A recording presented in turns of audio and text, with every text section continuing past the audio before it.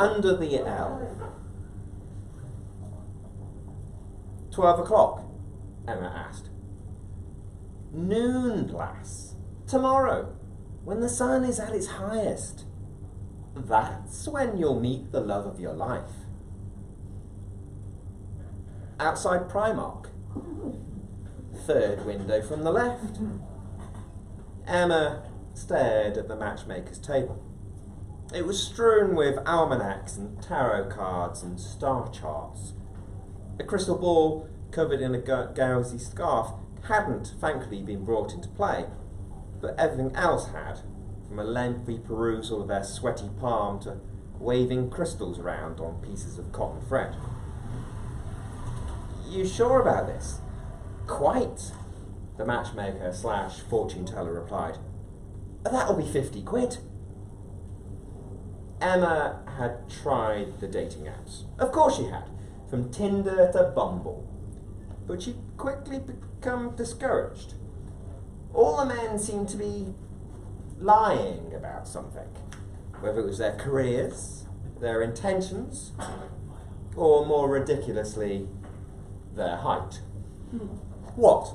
They didn't expect her to notice when they rocked up shorter than Emma's 5'9". The advert in the newsagent's windows had led with guaranteed success. She'd half expected a lengthy questionnaire, a techie crunching the numbers before a computer spat out a name, an offline dating agency. Instead, a woman whose nose and ears betrayed her advanced age stood stooped on the basement's doorstep at the address listed, peering owlishly through bottleneck-thick lenses. Ah, you're here for the matching. Emma flustered. Yes, in the ad? In Sniffy's. It said, you have more than one iron in the fire, girl. Come in, come in. You're letting all the heat out. Can't you at least describe my match to me? Emma asked, fumbling for her purse. Somehow she knew the matchmaker wouldn't take credit cards. Doesn't work that way. The crone softened. Just be there. It will all come good. Promise. All your money back. Emma wondered if, should she ever have the courage to ask her a refund, she'd find the old woman gone. Or maybe she'd belligerently deny having ever promised anything. Or worse, accuse Emma of messing up her one chance of happiness by not following the crone's exact instructions. Noon, indeed. Back home, she tackled her younger by a decade brother for astronomical information. Sammy, she asked, all innocent, when's noon? Sammy looked up from his iPad. Unlike other kids his age, he was probably watching some science lecture or another. Well, he said, thoughtful, it's winter, so you don't have to worry about daylight savings. But high noon varies according to your latitude. It does, Emma interjected, unsure if latitude was the one that went east to west or north to south. Sammy nodded, solemn. Back before the railways, towns used to run on their own local times.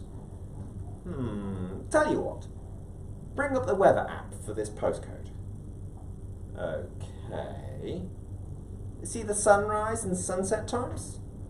Split it down the middle, and that should give your solar, or meridian, noon. Thanks, geek. Denado, dork. Emma kept checking the time on her iPhone. The real problem wasn't the being in the right place at noon. It was being there at all. The one thing she mustn't do, was be seen lurking outside Primark. Her so-called friends would never let her forget it. The third window from the left was occupied by a huge red poster, Not yet Christmas, and already the sales had begun. She wavered, stood by the M&S food hall on the opposite side. She'd done Sammy's trick with the Times, but was waiting until the last minute before crossing the road. What if she got it wrong? Maybe she should have asked her brother to calculate it. But then he'd want to know why, and oh, it didn't bear telling. 50 quid. For this. She craned her head to look up at the pale blue sky. The sun was around somewhere, but her side of the street was deep in shadow, and the low angle of the sun cast that shadow all the way to the other Primark side. Reluctantly she crossed, stood under the L of sail. She kept squinting up at the rooftops of the buildings opposite. Still couldn't see the sun, but the dazzle around the chimney pots told her it was up there. And then, like clouds parting, a shaft of light snuck between two of the chimney stacks, falling directly on her like a spotlight in a theatre. "You too, hey?" said a soft Irish lilt beside her. Her dazzled eyes struggled to make out the speaker. Red hair, freckles, wearing sunglasses as if prepared for this moment. "Me too what?" Had this girl been to the fortune teller as well? Were they both there waiting for the same bloody guy? The same perfect match? If so, Emma was going to do more than ask for a refund. She'd tear the old crone apart. It was made worse that her competitor was so undeniably cute. The sun, only hitting this spot on one day a year, on solstice, exactly at noon. "That what?" the girl replied, a whimsical smile in the sparkling light. Emma almost nodded her head, as if this was carefully planned. But then she thought about all those untruths on the dating sites. I didn't know," she admitted. "I mean, I knew it was noon and the solstice, but not this. I guess I'm here mostly by chance." An arm snaked through hers. "Lucky you. I'm Alice."